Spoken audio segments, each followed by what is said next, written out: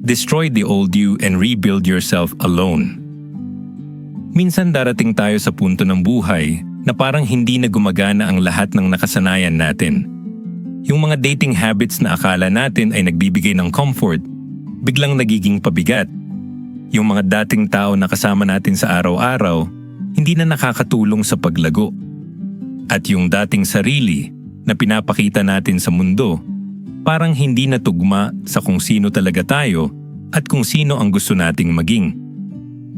Dito nagsisimula ang pinakamahirap pero pinakamatinding proseso, ang pagwasak sa lumang bersyon ng sarili at ang muling pagtatayo ng bago, mag-isa, walang umaalalay, walang shortcut. Walang madali ang paraan.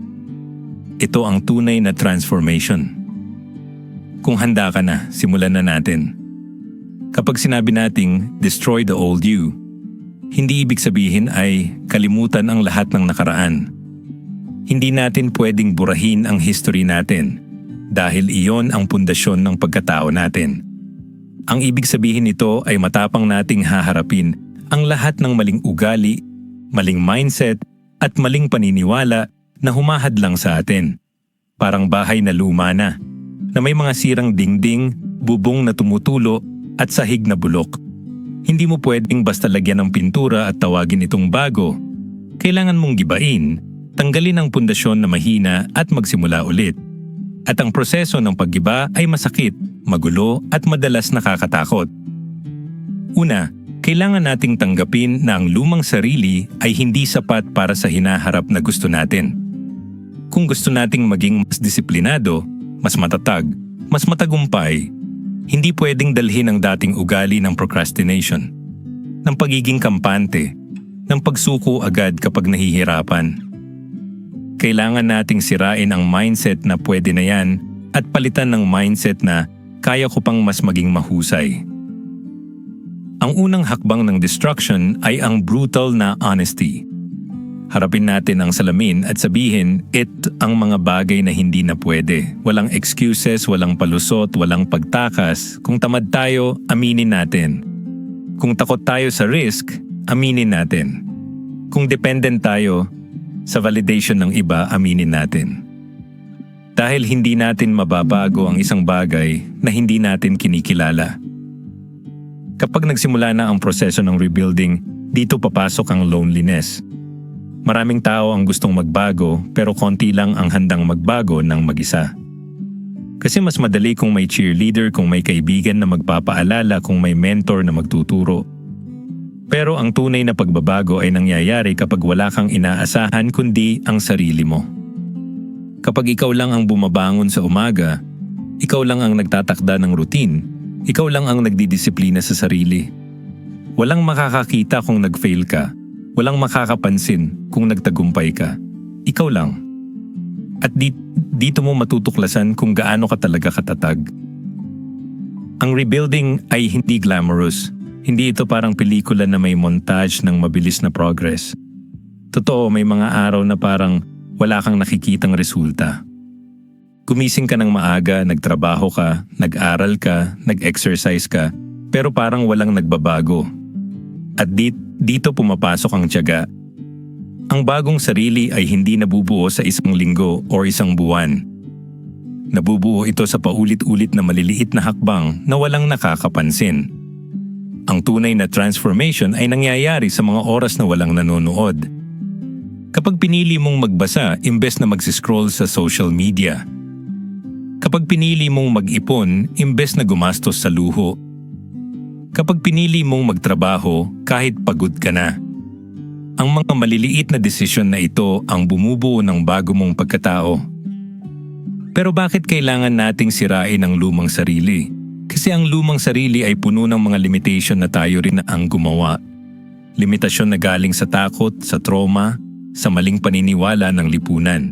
Halimbawa, kung lumaki ka na sinasabihan na hindi ka magaling, dala mo yon hanggang pagtanda.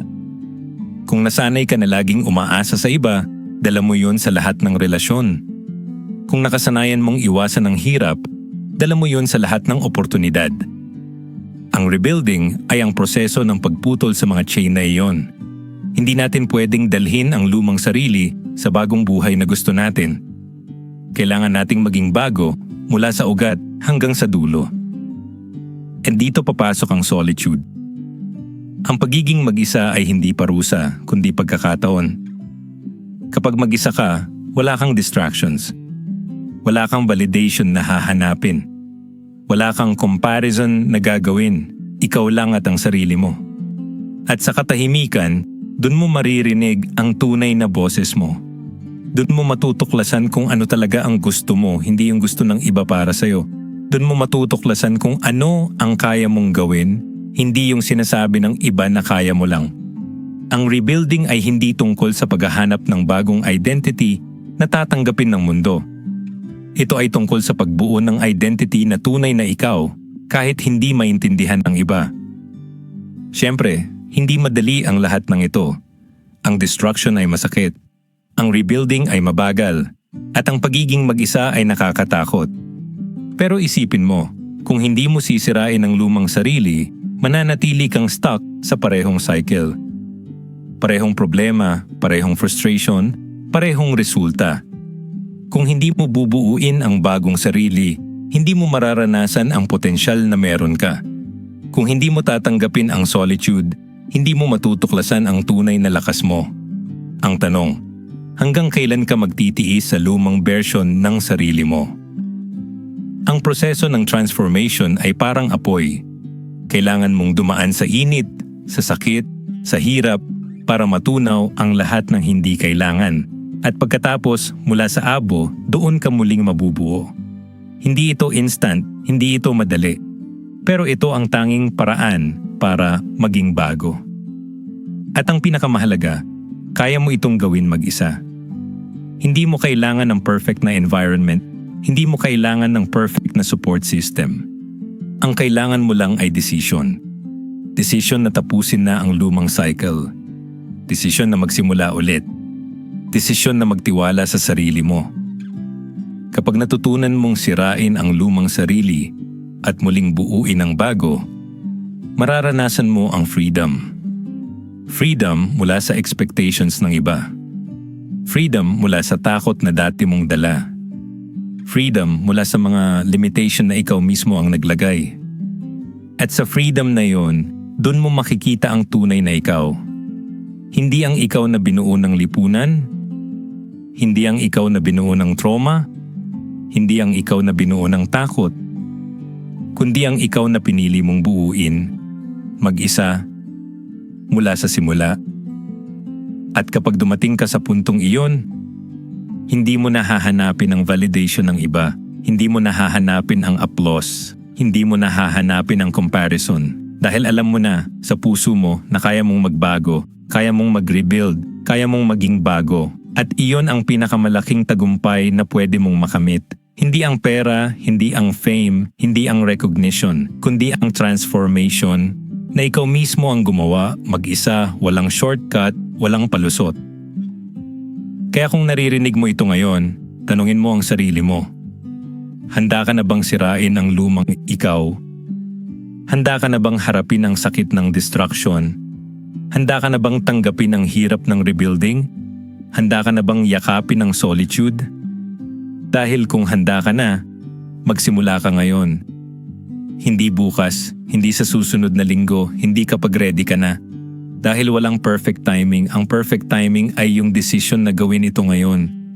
Sirain ang lumang sarili, buuin ang bago, at gawin mo ito mag-isa. Dahil sa huli, ang tunay na transformation ay hindi nangyayari sa tulong ng iba.